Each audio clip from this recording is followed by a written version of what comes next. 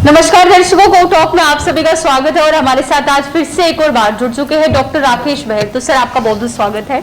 तो बिल्कुल सर, इस समय सबसे बेहतरीन बात जम्मू कश्मीर में ये देखने को मिल रही है कि वैक्सीनेशन को देखकर लोगों का रुझान जो है वो आए दिन देखने को मिल रहा है, जिसमें ये कह सकते हैं कि कहीं ना कहीं जो शरारती तत्व वैक्सीनेशन को लेकर भी लोगों में खौफ पैदा कर रहे थे, लेकिन उसको मात देते हुए लोग अब समझ चुके हैं कि वैक्सीनेशन ही एकमात्र ऐसा सहारा है जो इस महामारी से हमें बचा सकते हैं। जी हाँ, अवेयरनेस अबाउट वैक्सीनेशन बड़े अच्छे से एक्सेप्ट हुई है जी, और लोग काफ़ी कीन है लगवाने के लिए, और वैक्सीनेशन सेंटर्स पे काफ़ी रश दिखता है। जैसे इवन वैक्सीनेशन सेंटर के खुलने से पहले ही लोग वहाँ पे क्यू लगा के आ जाते हैं। एक बड़ा पॉजिटिव रिस्पॉन्स है ये जी।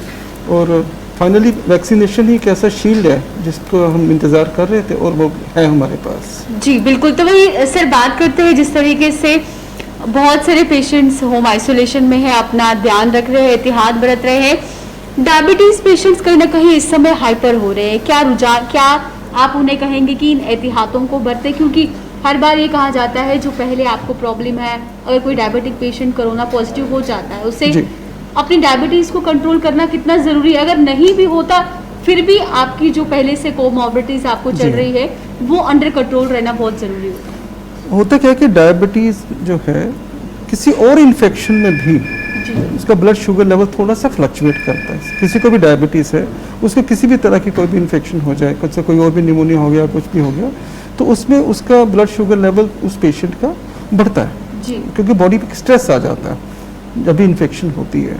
वैसे स्ट्रेस कोविड से भी है, और जैसे आजकल के सिनेरियो में एंग्जाइटी भी बहुत एसोसिएटेड है कोविड के नाम से ही है, तो एक वो भी मेंटल स्ट्रेस भी आ जाता है, वो फ्लक्चुएट करता है। और कुछ साइंटिफिक एविडेंस भी है कि इस कंडीशन में वैसे भी थोड़ा सा कोविड की भी कंट्रीब्यूशन है ब्लड शुगर लेवल को रेज करने की। तो एज यूजुअल हमारी वही एडवाइस रहती है कि जो बेसिक पैरामीटर्स हैं हमारे, ब्लड शुगर, ब्लड प्रेशर, ये सब कंट्रोल में रहने चाहिए, जिससे कि कोविड की जो कॉम्प्लिकेशंस हैं उनका रिस्क मिनिमल रहे। क्योंकि अगर डायबिटीज़ किसी की आउट ऑफ कंट्रोल है पहले से ही, तो नेचुरली जो इन्फेक्शन होती है, कोई भी इन्फेक्शन होती है, वो बॉडी में स्पीड में फैलती है, तो किसी भी तरह की हो। और डायबिटीज़ अब देखा जाए तो हमारे यहाँ बहुत केसेस हैं डायबिटीज़ के। एक लाइफस्टाइल डिसऑर्डर है और लोगों को इसमें बस इतना ही करना चाहिए कि अपने खाने पीने पे कंट्रोल रखें, मेडिसिन रेगुलरली लें, ब्लड टेस्ट रेगुलर इंटरवल्स पे करवाते रहें और फिजिकली एक्टिव रहें। ये बहुत ज़रूरी है। चाहे लॉकडाउन में कुछ भी है, घर में भी रहते हुए फिजिकली एक्टिव रहना बहुत ज़रूरी है। जैसे वो कहते हैं आराम है हराम, वो अभी भी उनको सोचना चाहिए कि आराम नहीं करना फालतू का। जितने भी फिजिकल एक्टिविटी हो, चाहे एक्सरसाइज करें, योगा वगैरह करना चाहें, या घर के कामों में ही इन्वॉल्व हो जाएं, बिजी रहें, फिजिकली एक्टिव रहें। जी सर, वही सवाल भी ले लेते हैं। हेलो, नमस्कार जी। नमस्कार। नमस्कार सर, अपना सवाल बोलिए। हाँ सर, मैं तो यहाँ पुलवामा डिस्ट्रिक्ट से बोल रहा हूँ जी। अभी गवर्नमेंट का अनाउंस हो रहा है कि 45 से ऊपर जो सेकंड डोज है वो गवर्नमेंट लगा रही है, क्योंकि हम पहाड़ी इलाके में गुजर बसर कर रहे हैं। यहाँ तक अभी वैक्सीनेशन का कोई बंदोबस्त नहीं है जी। नंबर 1। नंबर 2, जो 18 साल से ऊपर 45 साल तक वैक्सीन है जी, तो उसकी भी वैक्सीनेशन अभी नहीं आई है जी। हेलो, आपने डिस्ट्रिक्ट पुलवामा बताया ना, कौन सी जगह है पुलवामा में आपकी जहाँ पर रहते हैं? पुलवामा डिस्ट्रिक्ट पुलवामा है, मगर ताकि हमारे जो है वो आरिफल है सर। कौन सी वाले? आरिफल सितूरा में रहते हैं, मगर हमारा तारीफ है आरिफल है। ठीक है, हम आपकी जो शिकायत है कंसर्न ऑफिसर्स तक पहुंचा देंगे। वेलकम जी, नोट कर लेते हैं। तो बिल्कुल वैक्सीनेशन को लेकर जिस तरीके से ये भी अब हर कोई इस समय जागरूक हो चुका है कि हमारे घर तक जो है वैक्सीनेशन पहुंचाए, लेकिन वही सरकार की बात करते हैं, उनकी भी यही कोशिश है कि डोर डोर तक जाके अब वैक्सीनेशन जो है वो मुहैया करवाई जाए। तो वही जिस तरीके से फिजिकल एक्टिविटी की बात चल रही थी कि इस समय बहुत से लोग ये शिकायतें कर रहे हैं कि स्पेस नहीं है, कैसे वॉक करेंगे, कहाँ एक्सरसाइज करेंगे। तो क्या हम ये भी कह सकते हैं कि अगर आप खाना खाते हैं तो अगर आप रूम टू रूम जाकर ही थोड़ा बहुत वॉक कर लेते हैं, वो भी फायदेमंद रहता है। नॉर्मल कोर्स पे भी हम जैसे हर किसी के लिए सजेस्ट करते हैं कि ब्रेकफास्ट के बाद हमको वॉक करनी चाहिए, कम से कम 600 से 800 मीटर कम से कम।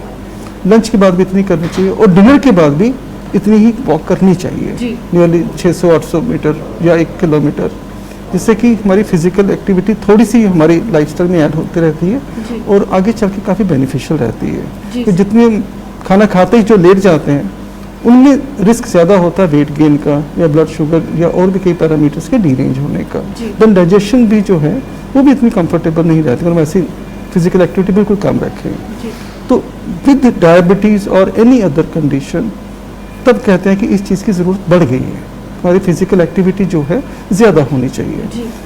वो मैटर नहीं करता कि हमारे घर में जगह ज़्यादा है या कम है, चलते रहिए, कुछ ना कुछ करते रहिए, लेटना नहीं है ज़्यादा, ये जी। बहुत ज़रूरी है। जी सर। कोई ना कोई फिजिकल एक्टिविटी होनी चाहिए, कोई एक्सरसाइज होनी चाहिए। जी सर, नेक्स्ट सवाल ले लेते हैं। Hello hello hello. जी, अपना सवाल बोलिए सर।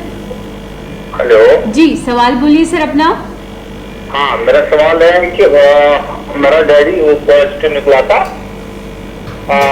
उसके बाद मैंने क्रॉस चेक किया 5 दिन के बाद उसका नेगेटिव आया। जी। हेलो। जी हाँ, आगे बताइए। हेलो, हाँ जी, आगे बताइए सर, फिर आगे क्या हुआ?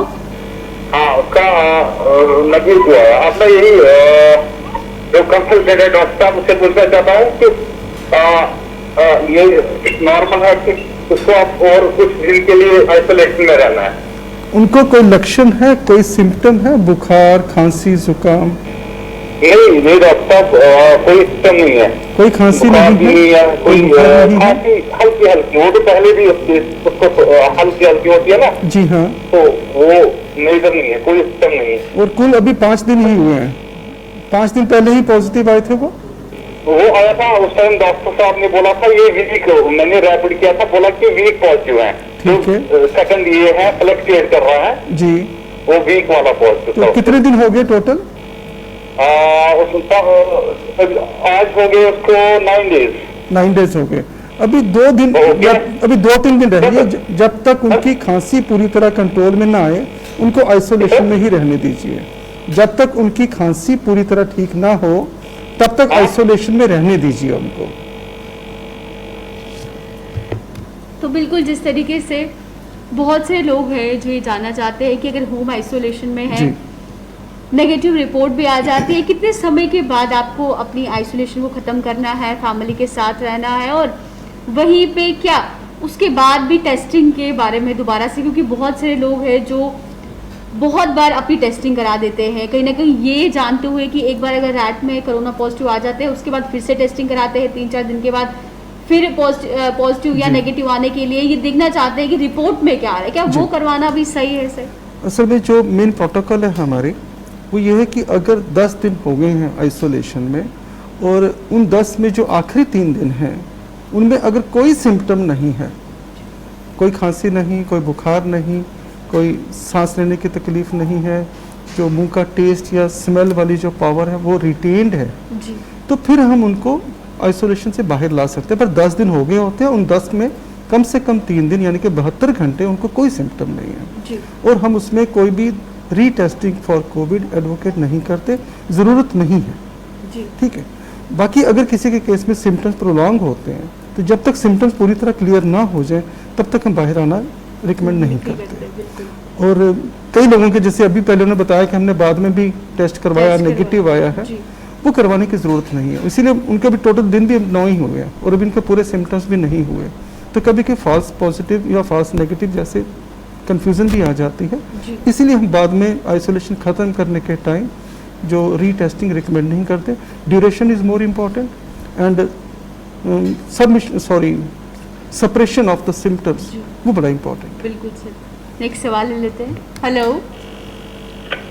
हेलो जी, अपना सवाल बोलिए सर। जी, मैं पिछले संडे को पॉजिटिव आया था। जी। हेलो जी हाँ।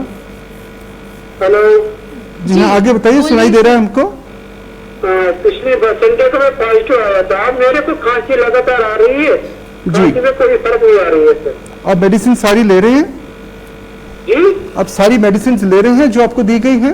हाँ, मेडिसिन ले रहा हूँ सर। गर्म पानी के गरारे और गर्म पानी की भाप लेते हैं रात को सोने के टाइम? बिल्कुल सर, लेता हूँ और मशीन से भी भाप देता हूँ सर। ठीक है। और आपकी ऑक्सीजन सैचुरेशन कितने % रहती है? 90 92-93 सर। 92-93।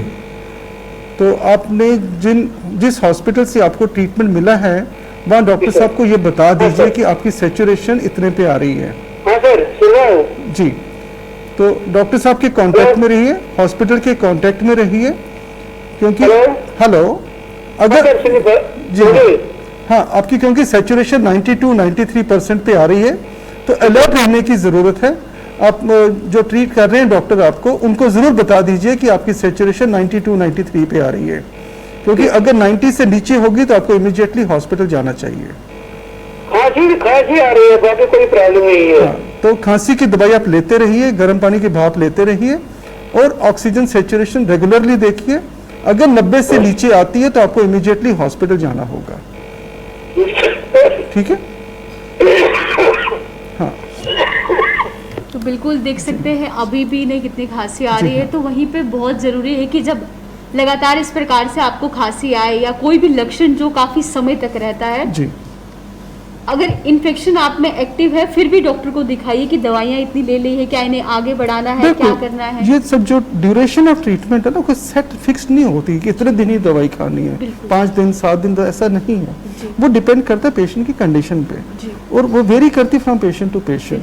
किसी को हो सकता है 6 दिन के बाद ही मेडिसिन हम बंद कर दें, किसी के केस में हो सकता है ज़्यादा दिन देनी पड़े, वो वेरी करता है फ्रॉम पेशेंट टू पेशेंट। जैसे इनके केस में इनको मेडिसिन अभी और चलेगी और जैसे इनकी ऑक्सीजन सैचुरेशन नीचे है 92-93 है तो अलर्ट रहने की ज़रूरत है। And he must inform the hospital कि मेरी ये सीन चल रहा है, और जब भी कम होगी अगर 90 से नीचे होती तो इनको इमीडिएटली हॉस्पिटल जाना चाहिए। जी सर, नेक्स्ट सवाल ले लेते हैं। हेलो हेलो हेलो हेलो जी, अपना सवाल बोलिए सर। हाँ डॉक्टर साहब से सवाल है जी। हेलो। हाँ जी, हाँ बताइए। हेलो, बताइए अपना सवाल बोलिए सर।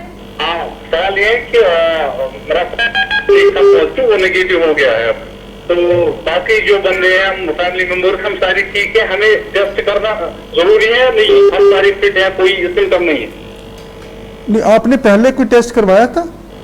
पहले कोई टेस्ट नहीं करवाया, हम फैमिली मेंबर जितने भी हैं, मगर हम सब हेल्दी है।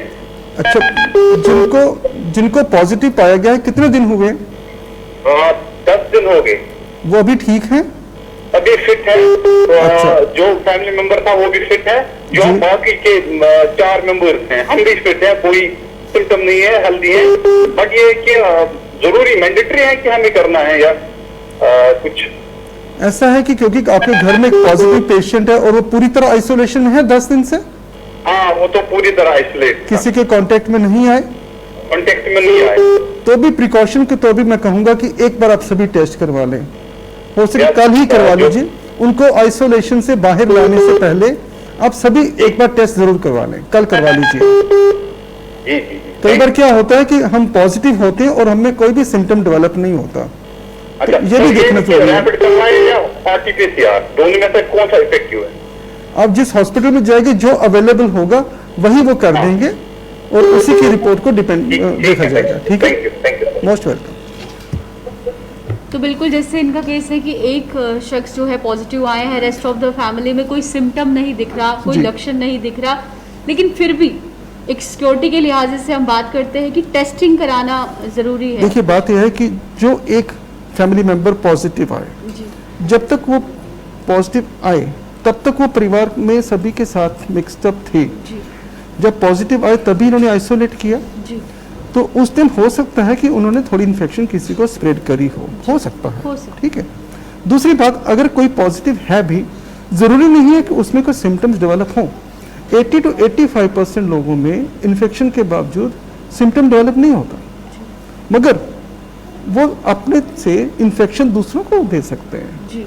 इसलिए आपको ये देखना है कि कोई उनमें एसिम्प्टोमेटिक इन्फेक्टेड इंडिविजुअल तो नहीं है जो बाकियों को इन्फेक्शन दे रहे हो सकता है जैसे हाइपोथेटिकली कि इनके परिवार में 4 लोग हैं जो एज सच अपरेंटली हेल्दी हैं, एक हो सकता है पॉजिटिव हो और वो इन्फेक्शन बाकियों को दे रहे हो।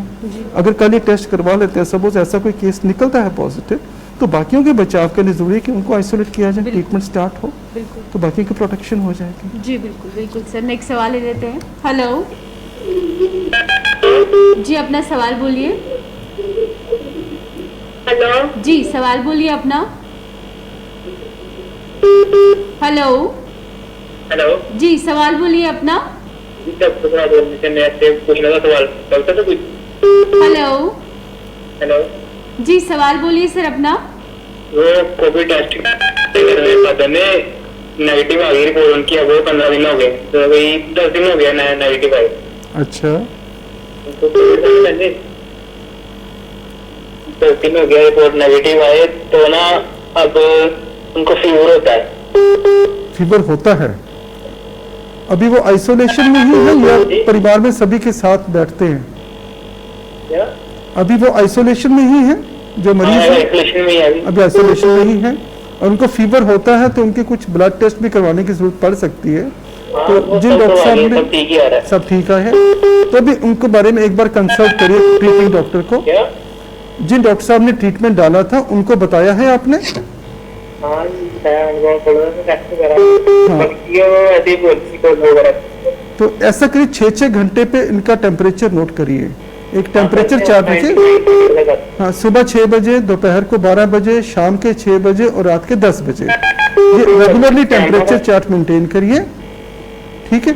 और हॉस्पिटल में जिन्होंने इनको ट्रीटमेंट डाला था उनको जरूर दिखाइए। अभी नेगेटिव आया रिपोर्ट, 10 दिन हो गया। कोई बात नहीं, मगर टेम्परेचर चार्ट जरूर मेंटेन करिए। अब ये नहीं जी, टेम्परेचर चार्ट बनाइए, 6-6 घंटे पे टेम्परेचर नोट करिए इनका और जिन डॉक्टर साहब ने ट्रीटमेंट डाला था उनको बता दीजिए। उनको 10 दिन हो गया, इनको ऐसे नेगेटिव आए, अभी भी इनको अलग रखने की जरूरत है। हाँ, कोई और भी कारण हो सकता है ना, बुखार का जरूरी नहीं कोविड ही हो, कोई और कारण भी हो सकता है। मैं उसी को माइंड में रखते हुए बता रहा हूँ। मैं ये नहीं पूछ रहा हूँ, मैं पूछ रहा हूँ अभी भी ऐसे 10 दिन हो गए नेगेटिव रिपोर्ट आए, अभी भी उनको अलग रूम में रखने की जरूरत है। हाँ, एक बार आप उनको कंसल्ट कर दीजिए, उसके बाद ही फैसला होगा कि इनको अलग रखना है या बाहर आने देना है। क्या करना है? एक बार जो डॉक्टर जिन्होंने ट्रीट किया इनको, एक बार उनको कंसल्ट जरूर करिए और उनको टेम्परेचर का पूरा चार्ट जैसे सुबह तक कल दोपहर तक ही बनाएंगे वो उनको जरूर दिखाइए, उसके बाद फैसला होगा। तो बिल्कुल जिस तरह से इनका सवाल था कि 15 दिन हो चुके हैं नेगेटिव रिपोर्ट आने के बाद, उसके बाद फीवर नहीं जा रहा है। जी हाँ, हो सकता है ऐसे केसेस में कि री इन्फेक्शन हो गया हो। री-इन्फेक्शन में कभी कभी मैंने जैसे कहा कोई भी टेस्ट जो 100% परफेक्ट रिपोर्ट नहीं देता, फाल्स नेगेटिव भी हो सकता है क्योंकि इनके जो सिम्टम्स हैं अभी बीच में इंटरप्शन नहीं आई, सिम्टम्स जो चल रहे थे पॉजिटिव होने के टाइम जो थे वो चले जा रहे हैं। इस कुछ ब्लड इन्वेस्टिगेशन जो बता रहे हैं वो ठीक आई है मगर फीवर अभी नहीं गया, जी तो it can be part of the same sickness और it may be in other case a different sickness. बिल्कुल वो बिना देखे कोई नहीं कह पाएगा नहीं कुछ। कह पाएगा। तो अभी हम प्रिज्यूम करेंगे कि वही है, इनको आइसोलेशन में ही रहना चाहिए क्योंकि हमें बाकियों को भी बचा करके रखना और इनके इसमें इनकी कंसल्टेशन ट्रीटिंग फिजिशियन के साथ ज़रूर होनी चाहिए। जी सर। नेक्स्ट सवाल ले लेते हैं। हेलो हेलो हेलो जी, अपना सवाल बोलिए सर। हेलो जी, सवाल बोलिए सर अपना। हाँ, सवाल ये है कि मेरी बेटी है ना, उसको पिछले साल ये करना वो पॉजिटिव आई थी जी पिछले साल, जी तो अब वो ठीक है, तरह तो नॉर्मल है, लेकिन क्या उसको कुछ कोई टेस्ट वगैरह तो नहीं करना पड़ा? नहीं, अभी कुछ भी करने की ज़रूरत नहीं है। वो पिछले साल बीमार हुए थे, वो चैप्टर क्लोज्ड। अगर अभी उनको कोई भी तकलीफ नहीं है, उनको कोई भी कोविड टेस्ट करने की ज़रूरत नहीं है। तो बिल्कुल जिस तरीके से एक बार पिछले साल की बात कर रहे हैं, बहुत ही बड़ा अंतराल है उसमें, तो ऐसे कुछ हम कह नहीं सकते कि दोबारा से, लेकिन हाँ ये हो सकता है कि अगर री इन्फेक्शन होकर आपको कोई लक्षण दिखते हैं तब फिर आप जाना टेस्टिंग है। वगैरह के लिए जा सकते पर हो। ऐसे जैसे इनका केस है ना, इस केस में भी एप्रीहेंशन तो है ही ना जी। कि लास्ट ईयर हुए तो हो सकता अभी भी कुछ हो। एक जेन्युइन एप्रीहेंशन है, किसी के माइंड में भी आ सकते हैं क्योंकि बिल्कुल। बीमारी इतनी, नाम ही इसका ऐसा हो जी। गया है कि डर लगता है। तो आउट ऑफ एप्रीहेंशन वो पूछ रहे हैं, जी तो यही बताना ज़रूरी है कि अगर अभी कोई सिम्टम नहीं है, अगर अभी वो किसी कोविड पॉजिटिव के कांटेक्ट में नहीं आई जी। हैं, घर से बाहर नहीं जा रही हैं, तो कुछ भी उनको टेस्ट करवाने की ज़रूरत नहीं है। अगर सिम्टम्स हो फिर तो ठीक है, रिकमेंडेड है, टेस्ट करवाना जी चाहिए। सर। जी नेक्स्ट सवाल ले लेते हैं। Hello hello hello. जी अपना सवाल बोलिए। हाँ, ये डॉक्टर साहब से सवाल पूछना था। जी हेलो। जी हाँ बताइए। हेलो। जी बताइए। हेलो। जी सवाल पूछिए सर अपना। हाँ, ये सवाल पूछना था कि अगर एक फैमिली में 4 मेंबर्स हैं और उनमें से एक को हो गया पॉजिटिव, आ गया उसका केस, जी तो बाकी जो मेंबर्स हैं क्या उनको भी टेस्ट कराना पड़ेगा इमीडिएटली, या वो आइसोलेट तो हो जाएगा, जिसका पॉजिटिव हो गया वो आइसोलेट हो जाएगा, तो बाकी 3 मेंबर्स के बारे में क्या उनको क्या करना चाहिए? मरीज को आइसोलेट करने के बाद बाकी मेंबर्स का भी टेस्ट होगा, ये देखते हुए कि बाकी मेंबर्स का कोविड टेस्ट होगा, करना है, बाकी मेंबर्स का भी होगा, कोविड टेस्ट करना है। सिर्फ ये देखना है उनके केस में कि वो कब से उस मरीज के कांटेक्ट में आए हैं। अगर वो पहले से मरीज के कांटेक्ट में थे, फैमिली मेंबर्स हैं, तो कब से वो तो बराबर हमेशा से बराबर चल रहे हैं। टिल लास्ट मोमेंट बिल्कुल। when he was declared positive, ठीक है। he was with them. हाँ फिर तो उनको जैसे जब से सिम्टम्स आए उस दिन से भी काउंट करें। जिस दिन से पेशेंट को सिम्टम्स आए हैं, बुखार या खांसी, अगर उस दिन से काउंट करें तो 5 दिन के बाद इनका टेस्ट होना चाहिए। हाँ हो, अच्छा, तो सभी का होना चाहिए, सभी का, किसी को भी नहीं छोड़ेंगे, Okay, सभी का thank you, करेंगे। बिल्कुल वही बात करते हैं, जो भी कोरोना पॉजिटिव पेशेंट होता है या जिससे महामारी हो जाती है, अगर वो किसी चीज़ों को छूता है, यानी जी। मोबाइल फ़ोन जो इस्तेमाल कर रहा है, अगर कोई ड्राइविंग करता है, गाड़ी को छूता है या डोर्स को छूता है, किसी भी चीज़ को छूता जी। है, अगर दूसरा व्यक्ति उस जगह को छू लेता है, क्या उससे भी इन्फेक्शन हो सकता है, या पूरे चांसेस हैं। हम कह सकते हैं कुछ समय के बाद वो जो इन्फेक्टेड एरिया है वो डी इन्फेक्टेड हो जाता है? नहीं, उस केस में हम बिल्कुल लेके चलेंगे कि जहाँ जहाँ भी कोविड पॉजिटिव पेशेंट ने हाथ लगाया है, जिस कमरे में वो रहा है, उसको हम कंटेमिनेटेड ही मानेंगे। जी। वहाँ की जो भी चीज़ें हैं, टेबल, चेयर, उनकी सरफेसेस पे ये मान के चलिए कि वहाँ पे वायरस पार्टिकल्स हो सकते हैं। जी डोर हैंडल्स, जो दरवाज़ा हम खोलते हैं बंद बिल्कुल। कर, मोस्टली वही टच होते हैं। और कुर्सी पे बैठे आर्म रेस्ट, इन सब चीज़ों को कंटेमिनेटेड ही मान के चलना चाहिए। उन सबको सैनिटाइज करना चाहिए और कोशिश यही करनी चाहिए कि वो पेशेंट अपने कमरे में अकेला रहे, आइसोलेशन में रहे, बाकी कोई भी उसके कमरे में न जाए, जी और उनकी टच करी हुई किसी भी चीज़ को बिना सैनिटाइज किए कोई हाथ ना लगाए। हाथ ना लगाए, बिल्कुल। तो हम कह सकते हैं उससे इन्फेक्शन जो है साफ सुथरा बढ़ सकता है, क्योंकि ये भी सुनने में है, उसमें एक सवाल ये भी है कि पेपर की बात करते हैं, न्यूज़पेपर आमतौर पर घरों में पढ़ा जाता है, क्या उससे भी इन्फेक्शन फैल सकता है? बिल्कुल, जिस चीज़ को भी हम हाथ लगाते हैं, जब वो शेयर करेंगे तो ये प्रॉब्लम आने का खतरा, एक पोटेंशियल रिस्क है, 100% नहीं है पर पोटेंशियल रिस्क है। न्यूज़पेपर आया, कई लोगों के हाथ लगने के बाद आपके पास पहुंचा जी। है। तभी जब से लास्ट कोविड पेंडेमिक आया तो हम लोगों ने, कईयों ने न्यूज़पेपर लेना बंद कर बंद दिया, कर दिया, बिल्कुल। या उसको धूप में रख देते हैं, नेक्स्ट डे पढ़ते हैं, कुछ मिल के इमीडिएटली नहीं लगाते। Just this is only matter of precautions. जी हमने आगे भी कई बार बात करी कि सपोज हम किसी ऑफिस में जाते हैं किसी को मिलने, वहाँ एक चेयर पे बैठे, ठीक है, जी तो उसी एक चेयर पे बैठ के उठ के आ जाना चाहिए, चेयर बदलनी नहीं चाहिए। या उन ऑफिस में भी अब एक प्रैक्टिस बन गई है, हर ऑफिस में जहाँ भी मैंने देखा है कि जैसे कोई आया, एक चेयर पे बैठ के गए हैं, तो वो उस चेयर को सैनिटाइज कर Sanitize देते करते हैं। वो अब एक अच्छी प्रैक्टिस है, जी क्योंकि हमें नहीं मालूम कि कौन इन्फेक्टेड है, कौन एसिम्प्टोमेटिक स्प्रेडर है। वो वहाँ बैठा है, वो तो बैठ के चले गए, पर जो बाद में कोई आएगा उसकी प्रोटेक्शन के लिए जी हम हर कोई कोशिश करता है कि उस चेयर को सैनिटाइजर से सैनिटाइज कर दे। बिल्कुल तो ये प्रिकॉशंस लेना मुझे लगता है ज़्यादा ज़रूरी है, इससे कि हम इन्फेक्ट हो जाएं, फिर ट्रीटमेंट के लिए परेशान हो, जी या बीमारी से भी परेशान हो, दोनों चीज़ें। जी बीमार होकर भी परेशान होंगे, फिर ट्रीटमेंट में भी हमें 10-15 दिन के लिए लेटना पड़ेगा। इससे बेटर कि ये वाले प्रिकॉशन, लोग कई कहेंगे कि बड़े जी वहमी हो गए हैं, कुछ भी है, तो लगता है ये ज़्यादा ज़रूरी है सफ़र करने से। बिल्कुल बिल्कुल सर, नेक्स्ट सवाल ले लेते हैं। Hello hello hello. तो बिल्कुल जिस तरीके से आप कह रहे कि तमाम एहतियात बरतना बहुत ज़रूरी है, जी। वही वैक्सीनेशन की बात करते हैं। वैक्सीनेशन ये तो सबको पता है कि किन किन को करानी चाहिए, अभी भी क्या कोई ऐसा तबका है जिसे वैक्सीनेशन के लिए रोका गया है कि इन्हें वैक्सीनेशन नहीं करवानी?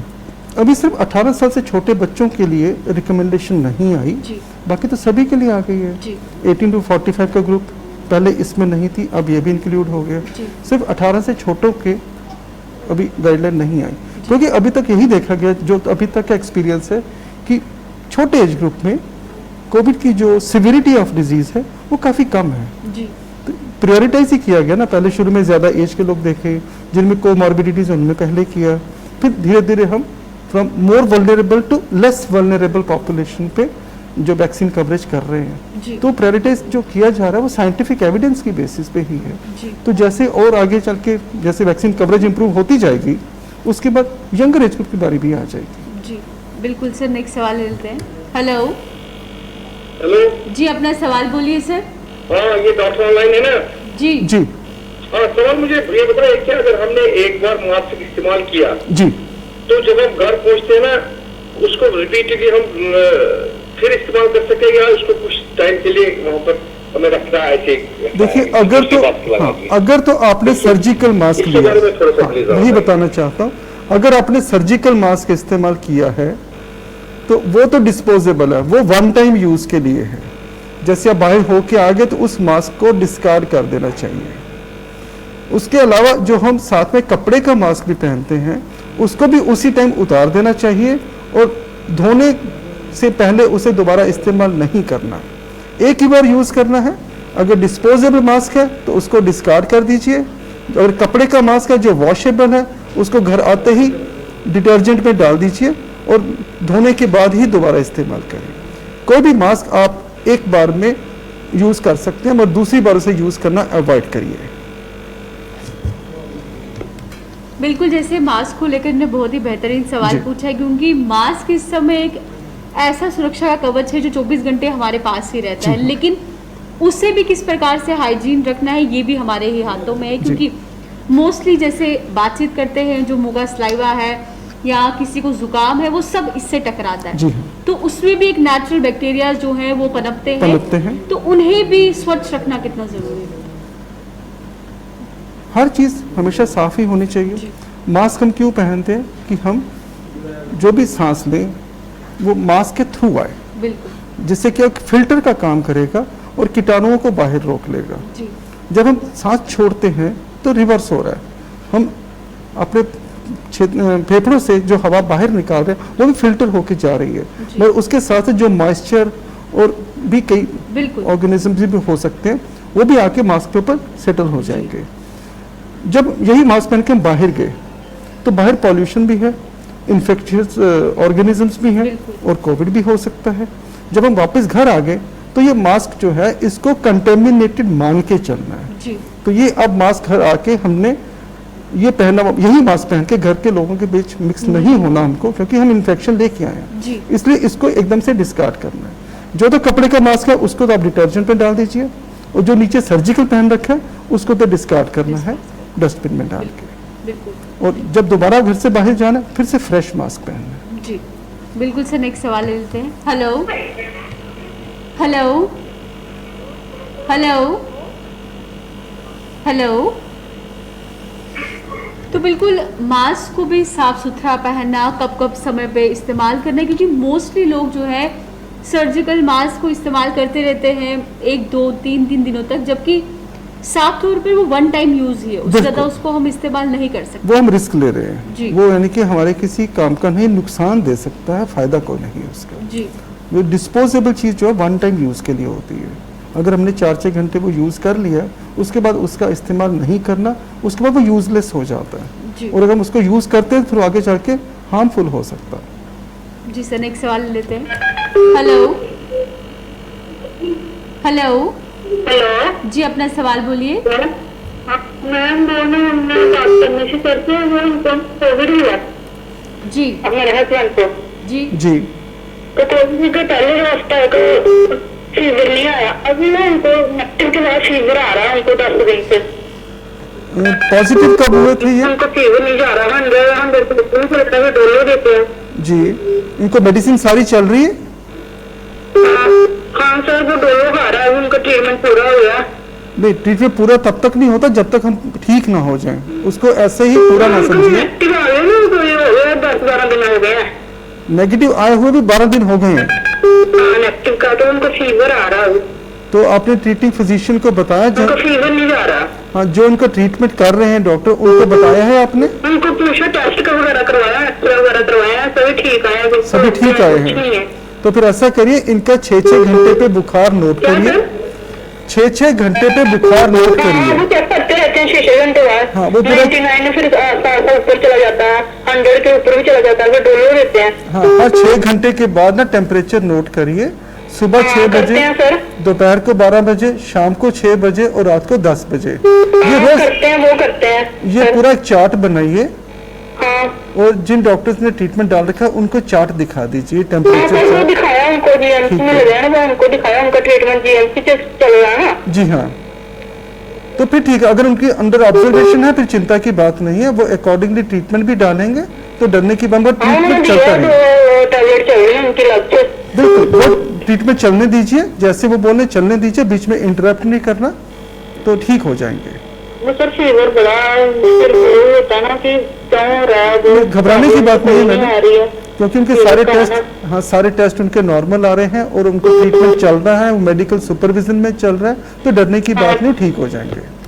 तो बिल्कुल वही, अब समय हो चुका है एक छोटे से ब्रेक का, तो जल्द लौटते हैं इस ब्रेक के बाद।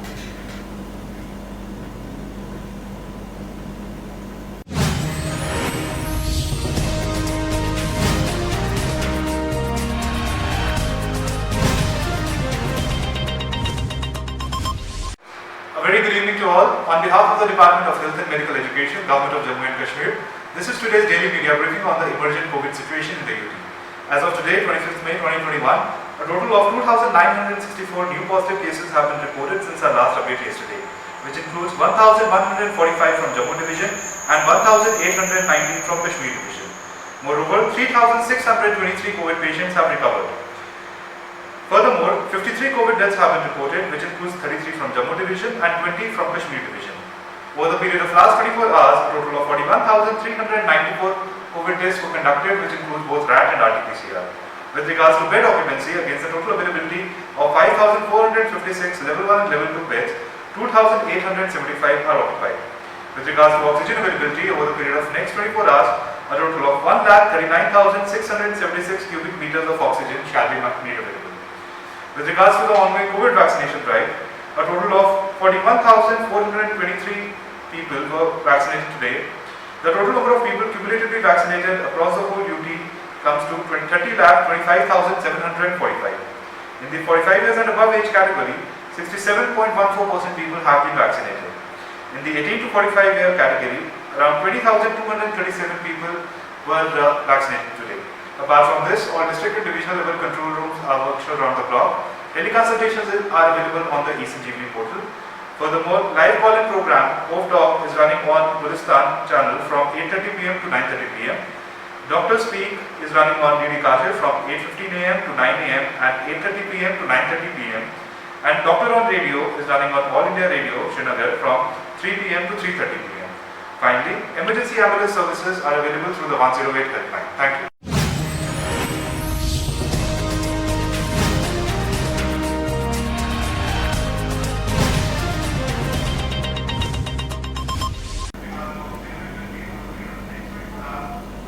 ब्रेक के बाद फिर से आप सभी का स्वागत है। तो बिल्कुल सर, जिस तरीके से हम बातचीत कर रहे थे कि मास्क को साफ सुथरा रखना कितना ज़रूरी है, जी। डाइट की बात करते हैं, डाइट को किस तरीके से लेना है वही बात करते हैं।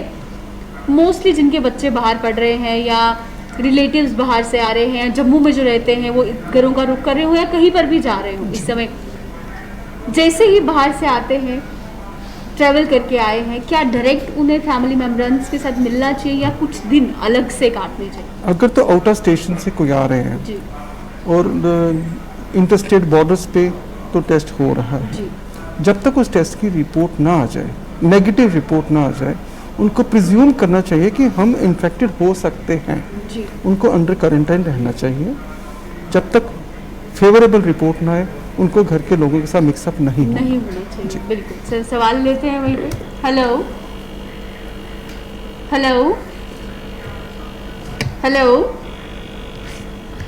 तो बिल्कुल बहुत ज़रूरी है जब भी आप बाहर से आते हैं, इवन जो ऑफिसेज में जाते हैं, काम काज करते हैं, वहाँ पर भी अब तमाम लोग जो है प्रोटोकॉल का पालन कर रहे हैं। जैसे जी। चेयर के बारे में आपने बताया, वही लंच ब्रेक होता है जब भी, तो जी। मोस्टली जो फ्रेंड्स हैं ग्रुप बनाकर खाने लग जाते हैं। क्या इस समय वैसा बिहेवियर अब वो प्रैक्टिस बिल्कुल बंद, अकेले अकेले ही खाना खाएं, क्योंकि खाना खाने का मतलब है आपको मास्क उतारना है। जी और मास्क जब आपने उतारा और आमने सामने लोग बैठ के 6 फुट का गैप तो मिनिमम चाहिए 2 लोगों के बीच में, जी वो भी तब जब हमने मास्क पहन रखा है।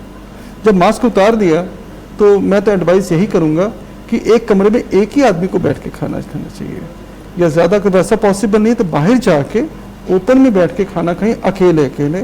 मिक्स होके खाना खाने का टाइम खत्म हो, खत्म हो जी। चुका है, बिल्कुल सर। वो नहीं करना, क्योंकि उसमें बड़ा चांस है कि हम एक से दूसरे को इन्फेक्शन ट्रांसमिट करें, जी सर, क्योंकि सवाल- एसिम्प्टोमेटिक लोग तो हर जगह होंगे। बिल्कुल सर, बिल्कुल सवाल ले लेते हैं। हेलो हेलो जी, अपना सवाल बोलिए सर। हेलो हाँ, जी बताइए। सवाल बोलिए अपना सर। हेलो जी अपना सवाल बोलिए सर। मैम, ये 18+ की वैक्सीन के सेंटर कौन से बनाए हैं जम्मू में? 18+ के सेंटर्स के लिए चाहिए आपको? हाँ जी, देखिए कहाँ से लगेगा इंजेक्शन? जो बहु प्लाजा है वहाँ पर भी एक सेंटर घोषित किया गया है, आप वहाँ जा सकते हैं। आप जम्मू में रहते कहाँ पर? रिहाड़ी में। रिहाड़ी में, तो आपने नियर बाई जहाँ आप कोविन पोर्टल में जा रहे हैं वहाँ पे आपने पहले रजिस्ट्रेशन अपना करवा लिया है? मैम, रजिस्ट्रेशन के लिए ओनली 45+ ही आ रहे हैं ना, 18+ तो किसी में नहीं आ रहा। जी सर, अभी देखिए जो फिलहाल जो नई गाइडलाइंस आई है उसमें एक प्रायोरिटी वाइज जहां डिवाइडेशन किया गया है, पहले उन लोगों को वैक्सीनेशन लग रही है, तो आप उस पर पहले अपनी रजिस्ट्रेशन करवाइए, उसके बाद ही आपको पता चल जाएगा किस सेंटर में आपको वैक्सीनेशन के लिए जाना है। तो कैसे कराए मैम? उसमें तो 45+ आ रहा है। सर 18+ का भी आ रहा है, आप चेक तो कीजिए वहाँ पे। Ma'am, 18+ only one centre, government girls school, canal road. किस में दिखा रहा है ये आपको? हाँ जी, कहाँ पे दिखा रहे हैं सर आपको ये कनाल रोड में। जी, लेकिन आप दोबारा से चेक करिए, उसको रजिस्ट्रेशन मैंने अभी करवाइए। चेक किया जस्ट। जी, तो वहाँ पे आपको 18+ का कोई वैक्सीनेशन का मतलब रजिस्टर ही नहीं हो रहा वहाँ पे, या वेटिंग में दिखा रहे हैं। आपने चेक क्या किया है? सेंटर चेक किया या आपने आपको वहाँ पे रजिस्टर करवाया? क्या किया क्या आपने सर?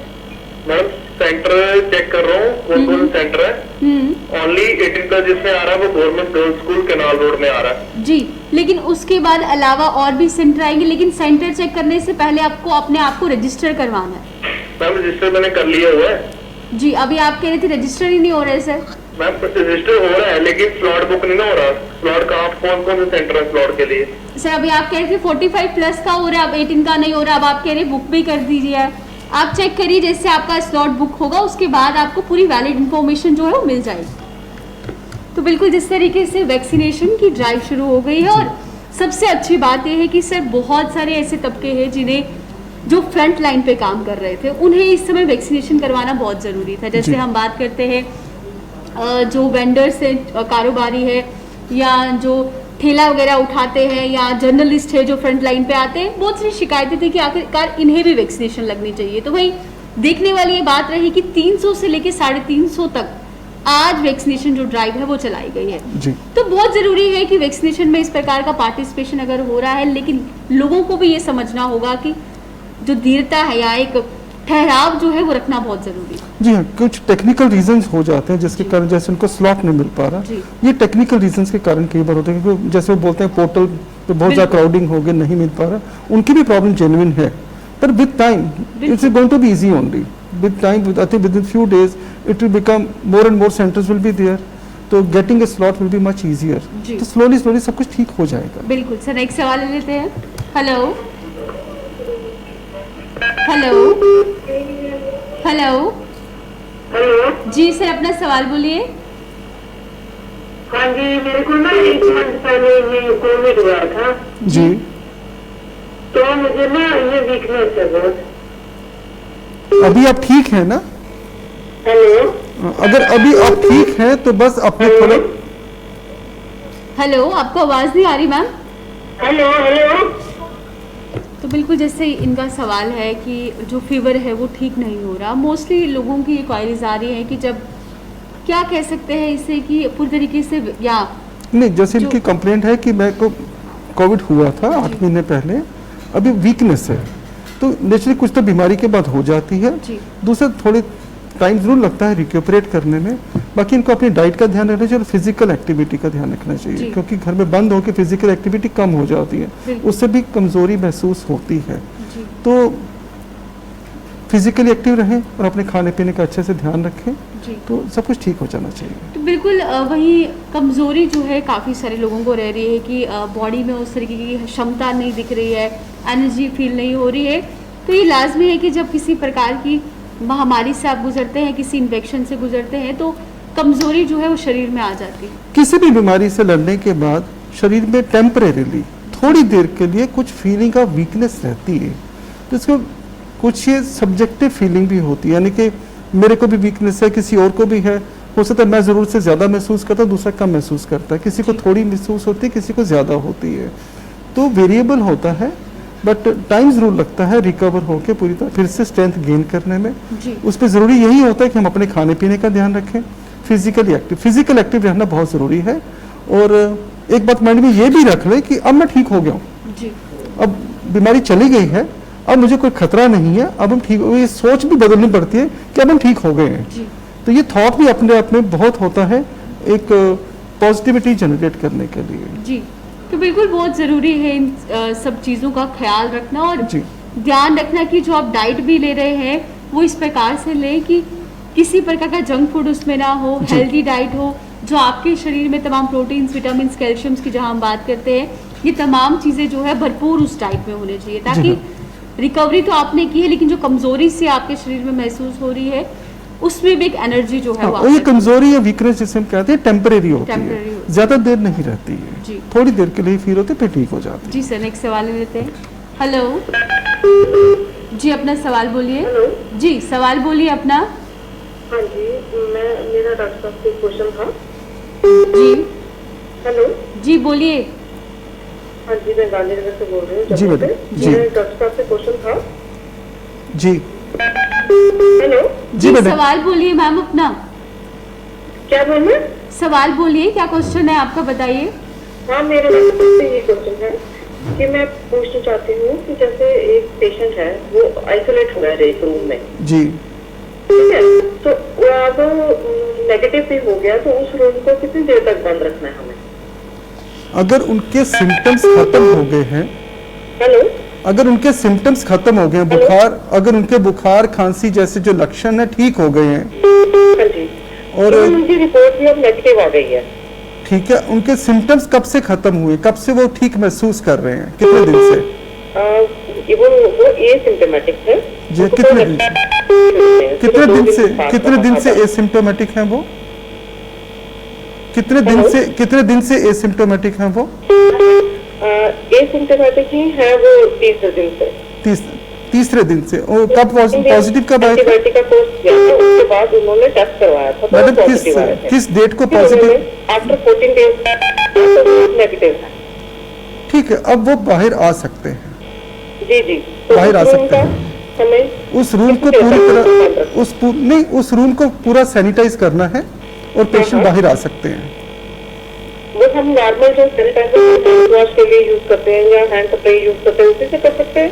हाँ, पर प्रेफरेबली करिए, जो पेशेंट को बताइए, उनको सामान दे दीजिए, वो खुद सैनिटाइज करेंगे। रूम को आप सैनिटाइज करने के अंदर ना जाए, पेशेंट खुद उसको सैनिटाइज करके बाहर आए। जी, वो भी कर दिया। इवन 2 दिन से हम उस रूम को सैनिटाइज कर रहे हैं। जी हाँ। आप बाकी लोग करके जा सकते हैं अंदर? हाँ, खिड़कियां खोल दीजिए सारी, एक दिन और छोड़ दीजिए, उसके बाद जा सकते हैं। जी।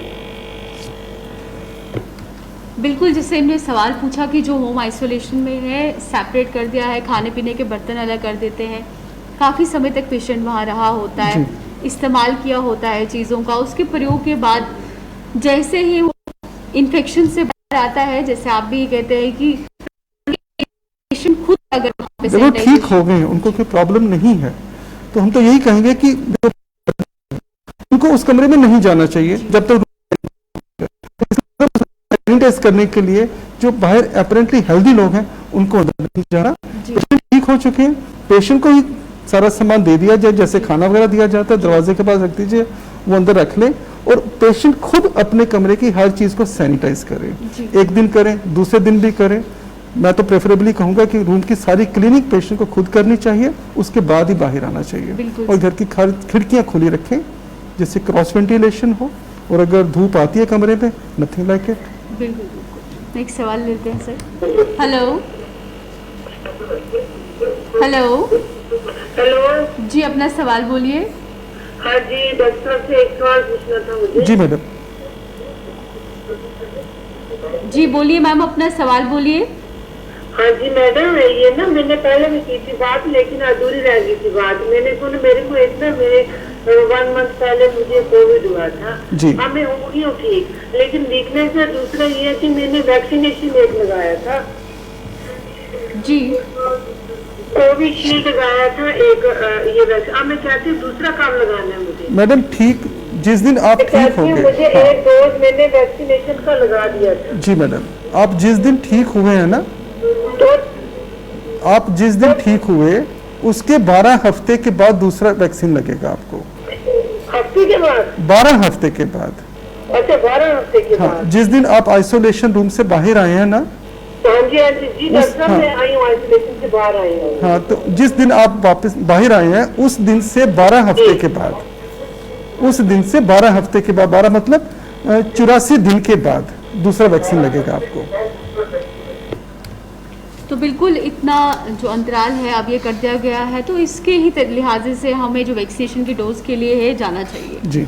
तो वही सर बात करते हैं एक्सरसाइज, जैसे आपने कही वही बच्चों की बात करते हैं। और तीसरी लहर में बच्चों को ये कहा गया है असरदार रहेगी, जहाँ पे देखने को भी मिला है कई देशों की अगर हम बात करते हैं, बच्चों का मोस्टली टाइम जो है इस समय नॉन एक्टिविटी चीज़ों की बात करते हैं, जैसे मोबाइल फ़ोन्स में खाना, लेटना, ऑनलाइन क्लासेस चल रही है, तो एक बॉडी की जो मूवमेंट होनी चाहिए इस समय या इस एज ग्रुप में वो नहीं हो पा रही है।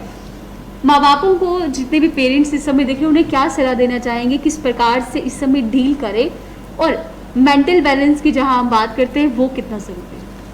इस टाइम पेरेंट्स की रिस्पॉन्सिबिलिटी बच्चों की तरफ ज़्यादा बढ़ जाती है, क्योंकि बच्चा स्कूल नहीं जा रहा। तो जो 8 घंटे स्कूल में लगते थे, जहाँ पे वो फिजिकली एक्टिव रहता था, बाकी फ्रेंड्स को मिलता था, उसमें उसकी मेंटल ग्रूमिंग में भी काफ़ी फ़र्क पड़ता था, पॉजिटिव होती थी, पढ़ाई भी फिजिकली हो रही थी, और वहाँ पे गेम्स वगैरह होकर बच्चा फिजिकली भी एक्टिव रहता, फिजिकली मेंटली दोनों तरफ एक्टिव रहता था। बच्चे 24 घंटे घर में हैं, उसकी जो क्लासेज है सारे वर्चुअल क्लासेस हैं, ऑनलाइन है, जिसमें वो बिल्कुल स्टैटिक हो गया। ऐसा जो उसकी आंखों पे भी पूरा बड़ा स्ट्रेन पड़ रहा है, पढ़ाई का भी जो सारा कंप्यूटर और मोबाइल बेस्ड हो गया। उसके बाद बच्चे को फिजिकल एक्टिविटी जितनी वो पहले करता था उससे ज़्यादा करने की ज़रूरत है। अब पेरेंट्स की रिस्पॉन्सिबिलिटी ये ज़रूर बनती है कि बच्चों के साथ इन्वॉल्व हों और उनको फिजिकल एक्टिविटी में इन्वॉल्व करें। अब ये नहीं मैं कहता कि सारा दिन वो खेलते ही रहें, उनको घर के कामों में इन्वॉल्व कर देना चाहिए।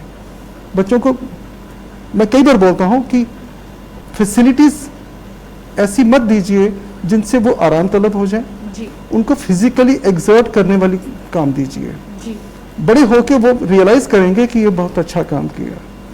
या लग्जरीज कम दीजिए बच्चों को, उनको फिजिकल एक्टिविटी में ज़्यादा डालिए, घर के कामों में इन्वॉल्व करिए, और जितना हो सके उनको कोई ना कोई आउटडोर एक्टिविटी में इन्वॉल्व करें घर के। अगर बाहर खेल सकते हैं करें, बहुत ज़्यादा तो घर से बाहर तो जाना नहीं है, घर के अंदर ही जो ओपन एरिया हो कहीं पे कुछ ना कुछ फिजिकल एक्टिविटी पेरेंट्स को चाहिए, खुद भी उनके साथ चाहे खेलना पड़े खेलें, उनको फिजिकली एक्टिव रखें। नहीं तो आगे चल के क्या होगा, एक तो बच्चे फिजिकली थोड़े से वीक फील करेंगे, उनकी मसल स्ट्रेंथ कम होगी और मोटापा आने का डर है, जो अपने आप में एक बीमारी है। तो हमको वो भी माइंड में रखना है कि इतनी देर घर में लॉक्ड अप जो बच्चे हैं उनको लीन एंड थिन रखना ज़रूरी है। और खाने पीने में जो है प्रॉपर जो फूड है, जो होममेड फूड है with lesser amount of sugars, with lesser amount of fats, वो ही दें। बिल्कुल सर। नेक्स्ट सवाल ले लेते हैं। हेलो हेलो हेलो जी, अपना सवाल बोलिए सर। मैम, हमें डॉक्टर से एक क्वेश्चन पूछना था जी कि हमने आज कोविशील्ड का करवाया था, वैक्सीन करवाया था जी। हमारी एज जो है वो बिलो 30 है जी। तो उसके बाद हमें लग रहा है कि हमें थोड़ा सा बुखार चढ़ने लगा है। इस हालत में हम क्या करेंगे? देखिए, वैक्सीन के बाद 2-3 दिन तक बुखार रह सकता है, शरीर में दर्दें हो सकती हैं, बुखार रह सकता है, और इसके लिए सिंपल जो पैरासीटामोल की टैबलेट एक ले सकते हैं। पैरासीटामोल, क्रोसिन या कुछ भी जो भी पैरासीटामोल की प्रिपरेशन हो वो आप दिन में 2 या 3 बार भी ले सकते हैं। और बुखार ज़्यादा हो तो पानी ज़्यादा पीना चाहिए कि पानी की कमी ना हो, और अगर सर्दी नहीं लग रही तो बुखार में नहा भी सकते हैं, जिससे कि बुखार जल्दी नीचे आए, और 2-3 दिन तक बुखार रह सकता है। ये एक नॉर्मल रिस्पॉन्स है आफ्टर वैक्सीनेशन। किसी भी तरह का वैक्सीन लगाने के बाद बुखार हो सकता है, और वही कोविड वैक्सीन के बाद भी हो सकता है। बिल्कुल सर। नेक्स्ट सवाल ले लेते हैं। हेलो हेलो हेलो हेलो जी, अपना सवाल बोलिए। जी मैम, मुझे डॉक्टर से ये पूछना था जी कि कुछ दिनों पहले मैं पॉजिटिव थी। जी हेलो हाँ जी, बोलिए। जी पॉजिटिव थी, फिर नेगेटिव हो गई। जी लेकिन मुझे जो खांसी है ना, खांसी आती है बीच बीच में, थोड़ा जुकाम भी लग रहा है। जी आप मैंने गर्म पानी के गिरा, हाँ 3 बार टेस्ट किया तो फिर उसके बाद नेगेटिव आया। लेकिन मुझे बीच बीच में भी लग रहा है, गले में थोड़ा कभी लगती है, कभी खांसी आती है, तो थोड़ा जुकाम लगता है। तो आप एक बार फिर से ट्रीटिंग डॉक्टर को बताएंगे जिन्होंने आपको पहले ट्रीट किया था, एक बार उनको बता देंगे। हेलो जी डॉक्टर ने आपको ट्रीट किया,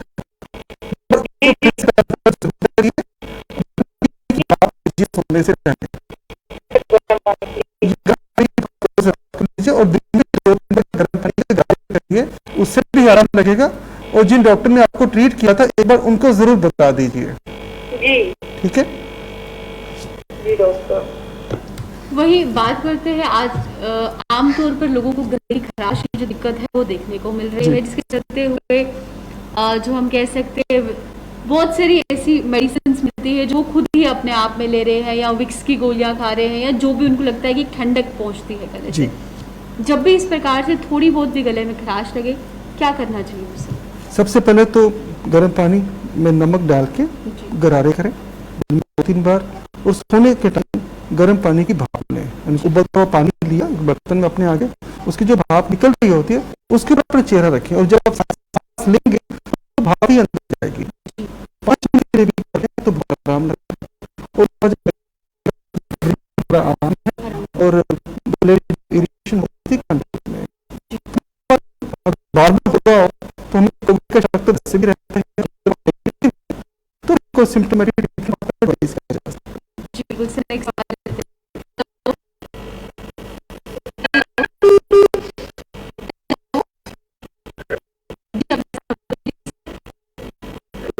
जी सवाल बोलिए सर।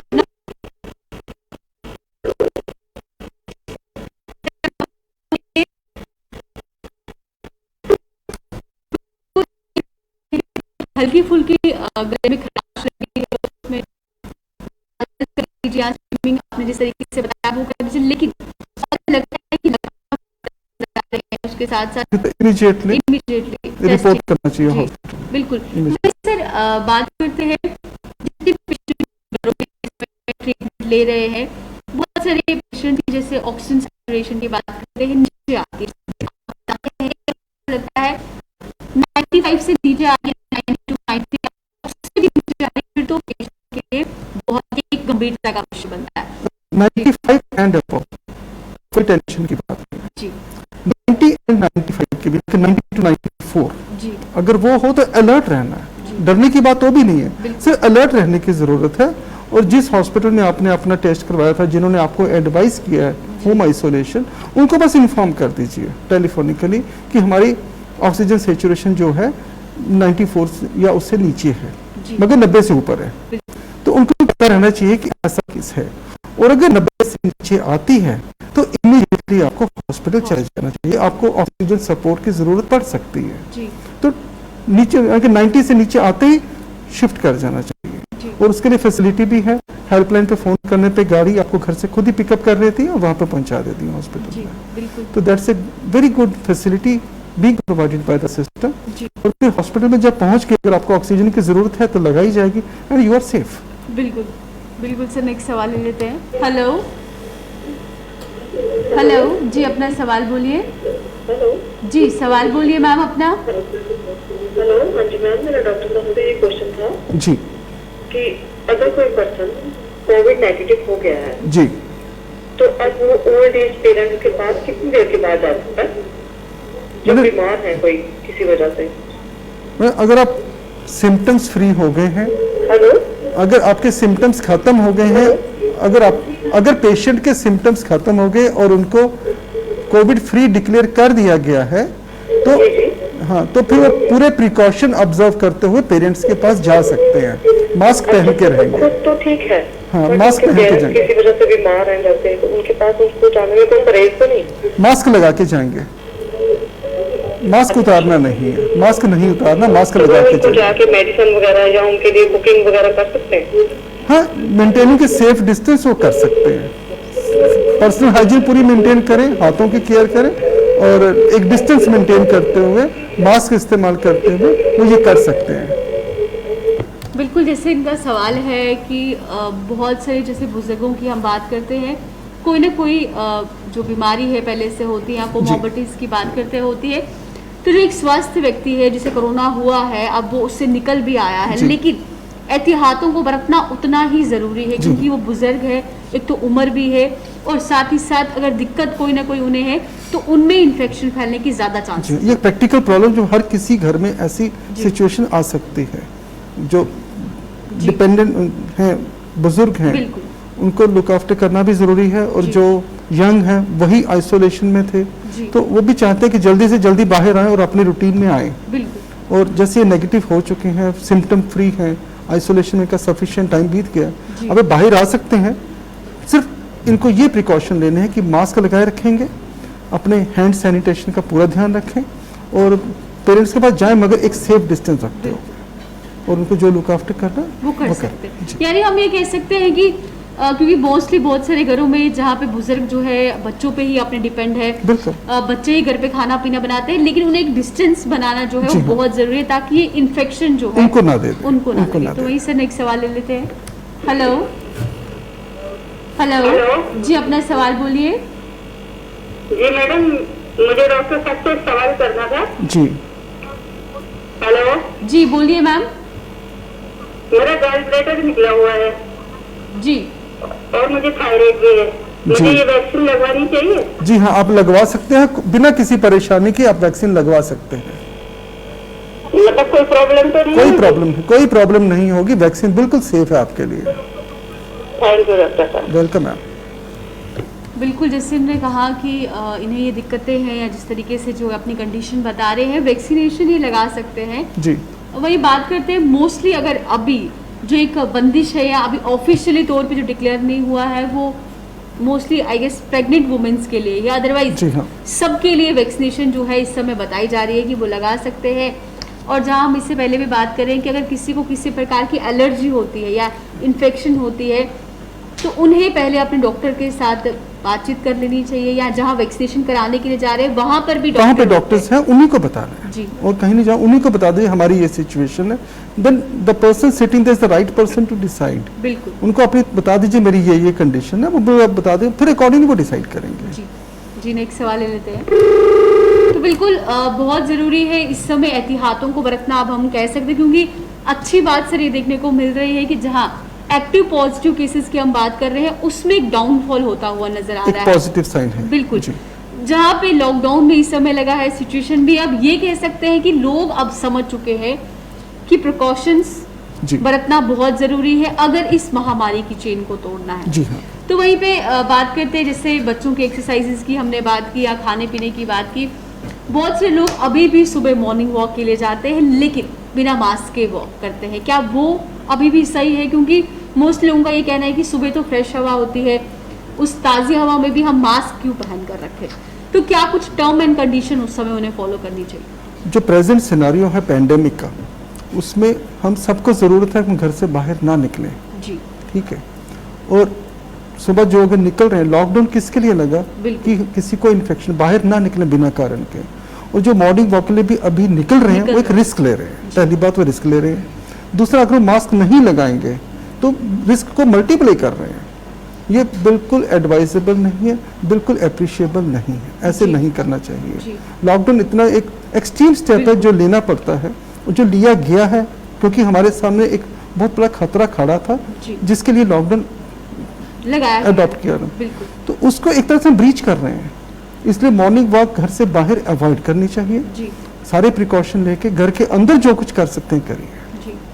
बिल्कुल, हम ये कह सकते हैं कि अब वो समय नहीं है कि जब आप ये कहेंगे कि ताज़ी हवाओं के लिए हम घरों से बाहर निकले। आप अपने घर के छत पे जाइए, अगर आपके आसपास अपने घर में ही जो थोड़ा एरिया है खुले में है वहां पर आप वॉक कर सकते हैं, लेकिन बाहर जाना इस समय क्योंकि लॉकडाउन को फिर हम लॉकडाउन को ब्रीच कर रहे हैं और ब्रीच करने के बाद हम एक रिस्क ले रहे हैं। तो जो very spirit behind the lockdown है उसको हम डिफीट करने की कोशिश कर रहे हैं। जी। तो अभी वो अप्रोप्रिएट टाइम नहीं आया कि हम मॉर्निंग वॉक या इवनिंग वॉक के लिए बाहर करने के लिए, निकलें। बिल्कुल जो करना है घर के अंदर ही करना चाहिए। जी। नेक्स्ट सवाल ले लेते हैं। हेलो हेलो हेलो जी, अपना सवाल बोलिए।